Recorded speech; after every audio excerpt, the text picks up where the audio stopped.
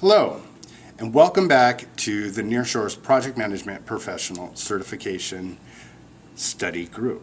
This course is designed to complement you as you prepare to sit for the PMI's Project Management Certification exam. My name is Dennis DaCosta, and I'll be your instructor today for Module Number 2, Understanding the Process Chart.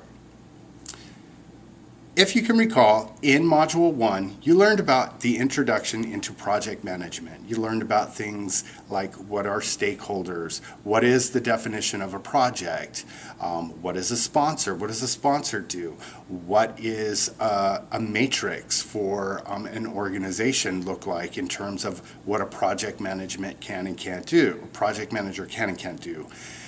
You also learned about a product lifecycle, project lifecycle, and the project management lifecycle. If you haven't completed the first module, I highly recommend that you take these modules in sequential order. So I would stop now and go back to Module 1 and complete that before you move on to Module 2.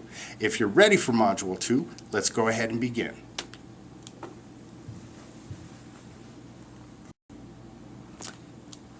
On the slide, you have today's objectives. Today, we're going to cover the process groups and understand the content and structure of the process chart. We're going to look at the process groups. We're going to look at the 10 knowledge areas. We're going to touch a little bit on the 47 processes, and then we're going to take another look at what our EDOs are, also known as the inputs, tools, techniques, and outputs. All right, so if you have your PMBOK available, turn to page 61. On page 61, you will see a chart that represents the process chart.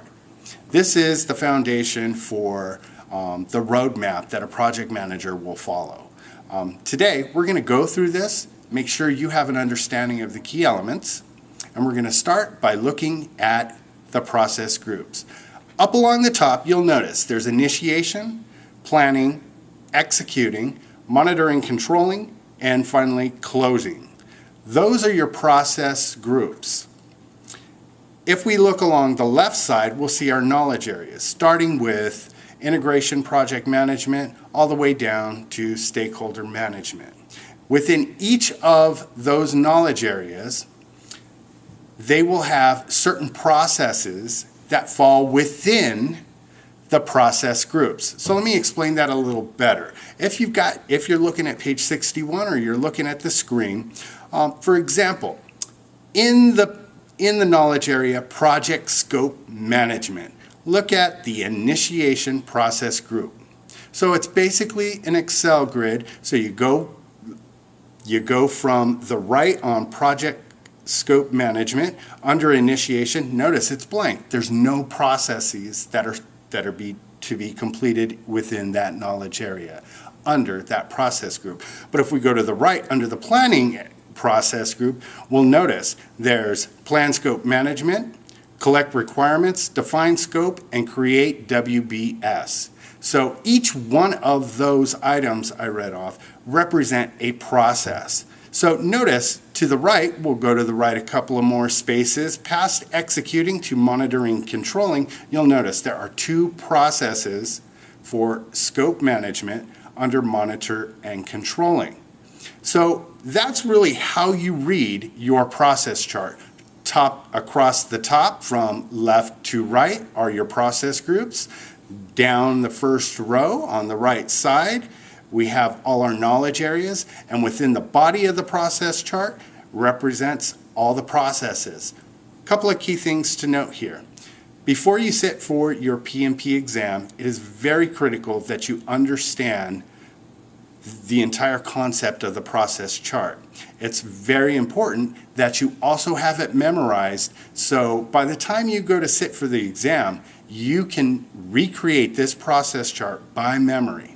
You will be given a scratch paper or a dry erase board when you go sit for your exam, and they give you 15 minutes before the exam starts to, one, get familiar with the test-taking computerized system, and then you have an additional few minutes left over for you to do a brain dump, essentially. This is where it becomes very critical for you to memorize this process chart. Most people who successfully pass the PMP will tell you that the first thing they did was recreate the process chart from top to bottom by memory so they can refer to it throughout the 200-question exam.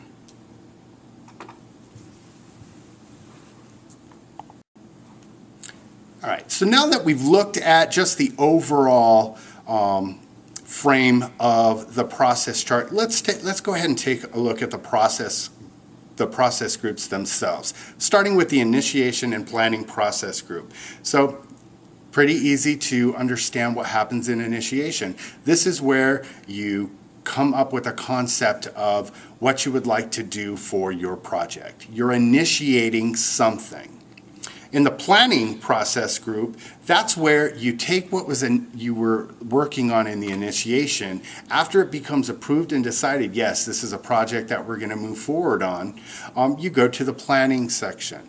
And that is where you plan everything out for your project, from what exactly are the requirements, what the project's going to look like, the specifications of the project. So let's say you're going to build a house and you're going to put 10 electrical sockets in the kitchen. Specifications would be you're going to have 5 of those electrical outlets 6 inches up from the countertop. So it's going to have all the details, the specifics behind what it is that you're actually going to be delivering. Not only are you looking at that product, that unique result, your deliverable, and planning that out, but you're also planning the schedule, the time it's going to take for you to complete the deliverables, not just the start to finish for the product itself, but also you're looking at how long am I going to need this tractor on site? How long am I going to need this backhoe? How long am I going to need the electrician on site? How long am I going to need the roofers on site? When do they start? When will they finish? So the scheduling gets very in-depth.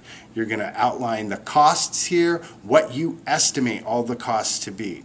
You're going to look at the different risks involved. For example, are we building this house during hurricane season? If your client wants the house done by this date, but you're going to come up against the conflicts of possible weather, you need to identify that risk and put contingency plans into place. Also, you would outline how you're going to handle your stakeholders. How are we going to meet once a week? Are we going to maybe post things in the newspaper so people know that we're building this here? Or are we going to, how are we going to facilitate decision-making processes within the project itself? So in the planning section, you're going to go through each one of those knowledge areas and you're going to plan specific elements for that particular knowledge area. Let's go ahead and look at the next slide. The next process groups that we're going to look at is the executing process group and monitoring controlling. So I will tell you up front, where the bulk of the work is done, where your project team is going to be working the most is in the executing phase. The executing phase is where you actually begin to work on those deliverables.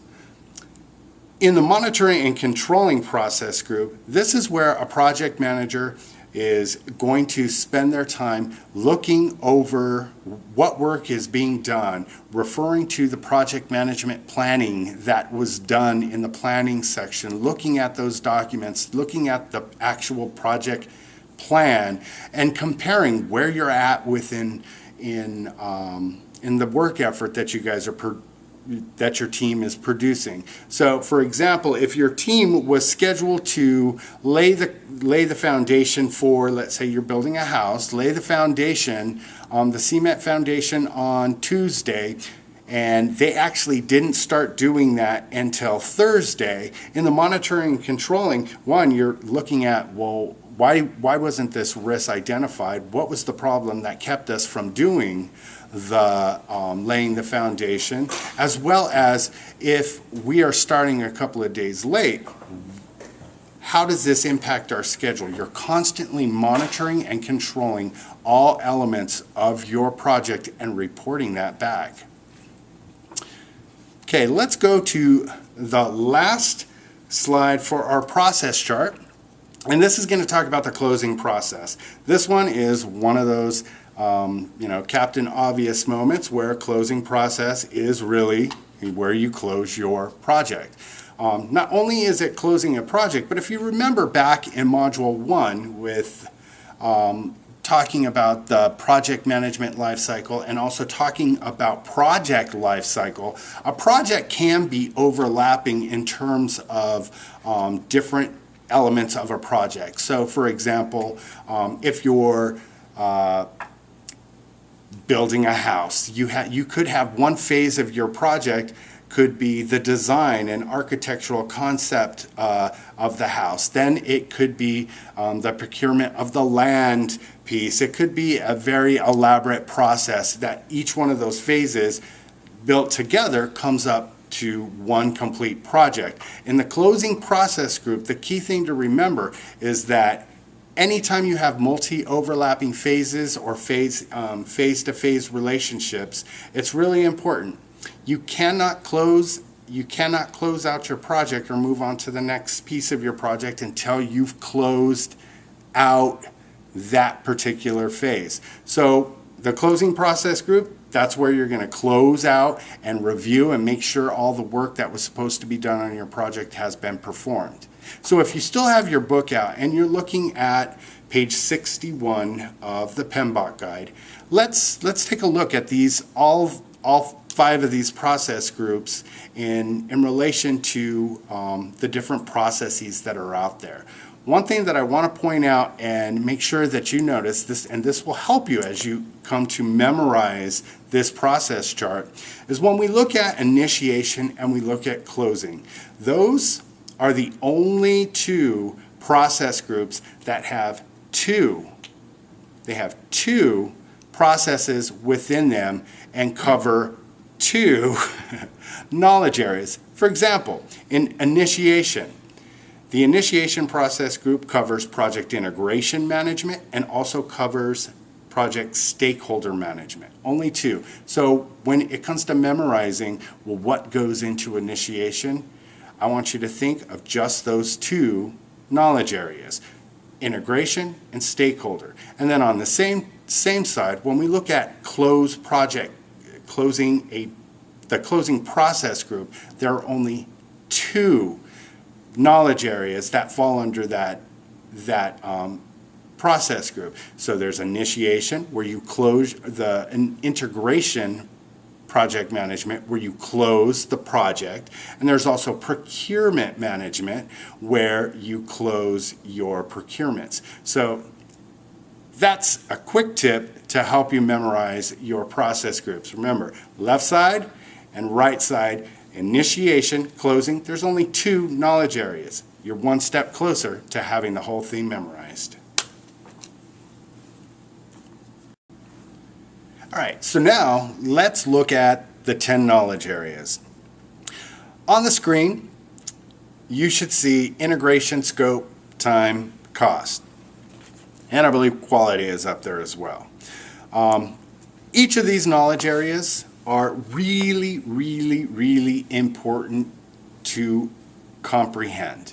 Each of these knowledge areas represent the knowledge that a project manager must possess in order to successfully complete their project. Now, it doesn't mean that each of these knowledge areas you're always going to have something to do with these knowledge areas in a any given project. There are some projects where you may not need this piece in it or that piece, because you could be thinking to yourself, wow, PMI, really, this is overkill with all this stuff. When am I going to have time to do this or that? There's way too much going on here. Well, you get to be the judge, but in order to be a project management professional, you need to be able to decide what elements need to stay in, what processes will the team be doing, and how it's going to be performed. So there's a little bit of flexibility there. So don't feel a little overwhelmed when you start learning this stuff, because it will catch on. It really does make sense after you've gotten enough exposure to it. So let's talk about integration. Integration is just what that means. Integrate. You combine, you join, you unify. So in this knowledge area, it really is having the skill to take all the other knowledge areas, all the different processes, roll them up into integrating, and make sure you have that bird's eye view of your project. You know what's going on. You have the process, procedures, workflows mapped out, the policies, the governance, the descriptions. You've got everything for your project, and it rolls up into your integration. And that's really where you're going to have your hands in a little bit of everything. So integration management, you're just integrating everything else from the knowledge areas and the different processes. Scope. Scope's very important. This is that knowledge area where you're going to be responsible for making sure you have clearly defined what is it that your client is looking for. It's also important to note that when it comes to scope, it's not just important to know what the requirements are, but also to know what is not part of this project. You don't want other things coming into your project. So as a project manager, you monitor and control. One of the process groups we talked about, you monitor and control that scope to make sure what gets into the project is only what has been agreed on. The work performed is only the work that is identified in your scope management plan. Next, we have time. Time makes sense, I think, to you already. Time is all about time management within the scope of your project, and the overall when do we bring in the concrete workers? When do we bring in the roofer? You don't want to bring in the roofer at the beginning of your project. Let's say you're building this house. You're not going to have the roofer come the day they're pouring concrete foundation. You don't even have your walls up yet, so why would you have the roofer there? So time management is really where you lay out the schedules, the calendar, and all that good stuff. Cost management, that is what it is. This is where you estimate the cost for the project and you make sure that you stay within budget through a variety of processes and techniques that you apply as a project manager. Quality. So quality it's a couple of different things. One, it's quality of the product that you're delivering. Is it up to the specifications and standards outlined in the scope by you and your client? But also, quality covers under the umbrella of the project management body of knowledge. It also covers the quality within the work performed by the performing organization. You're going to see performing organization a lot through the PMBOK guide. You may hear it in some of the other modules.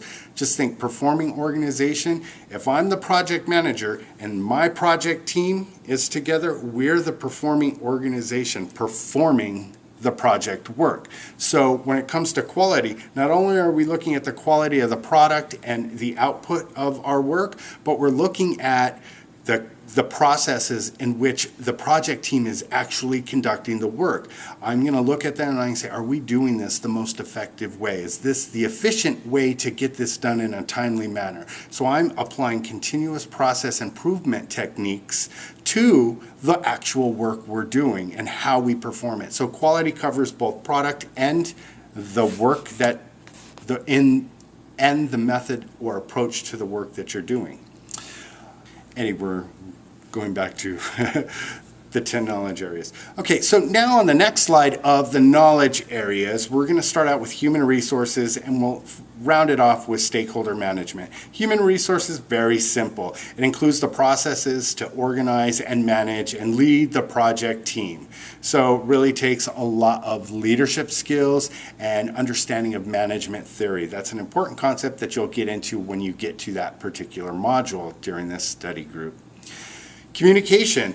And it's all about communicating not just to your stakeholders, but to your project team, to members of the public. So, for example, let's say you are building a house and you need to talk to the neighbors. You need to tell the neighbors what your design is going to be. Maybe it's some stipulation in the homeowners association or whatnot.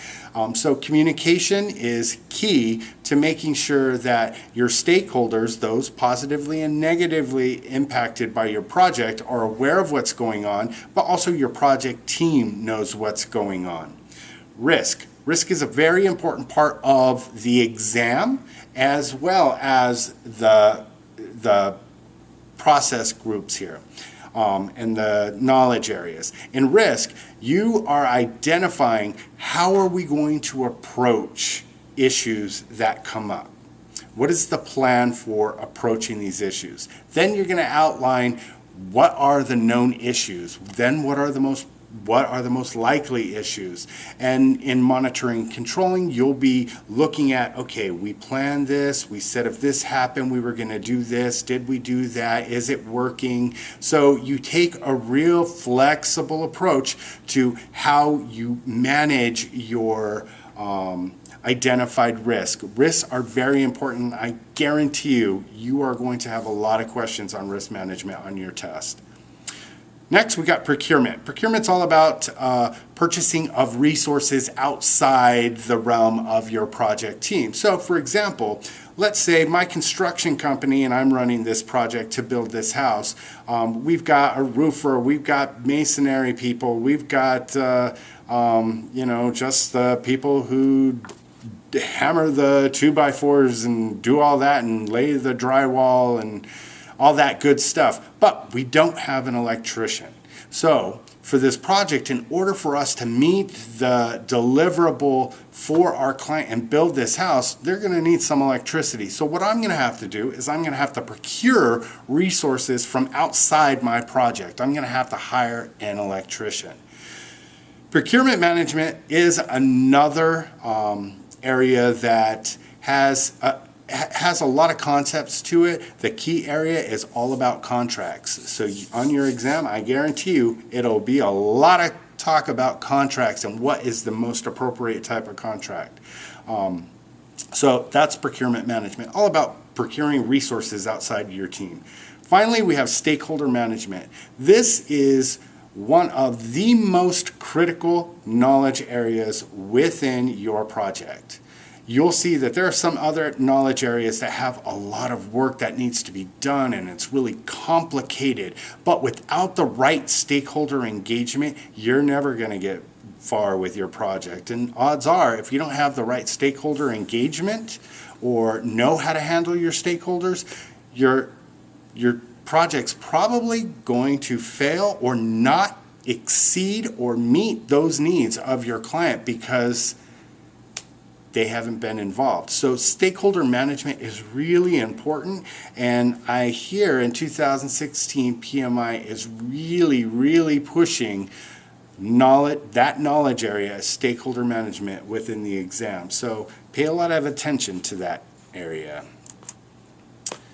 All right, so now we've gone through the process groups, we've gone through the knowledge areas. I really encourage you to go back after this module and go through chapter 3 of your PMBOK guide and review these areas, the process groups, what each one of them are about.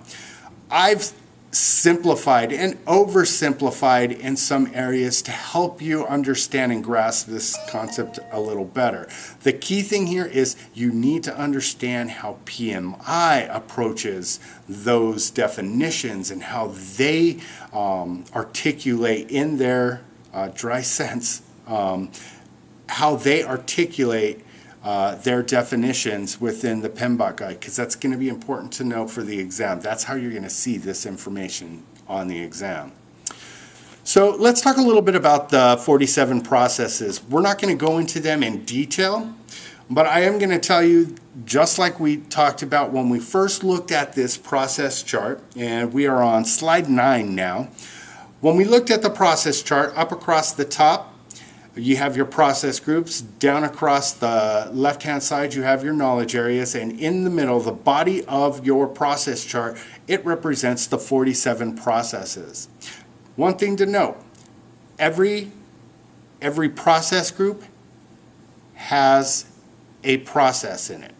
Every knowledge area contains a process. But when we combine a knowledge area and a process group, they don't all have a process in it. For example, and we talked about this when we looked at the overall makeup of this chart, initiation. If we look at the initiation process group and then look at scope management, there's no process in there.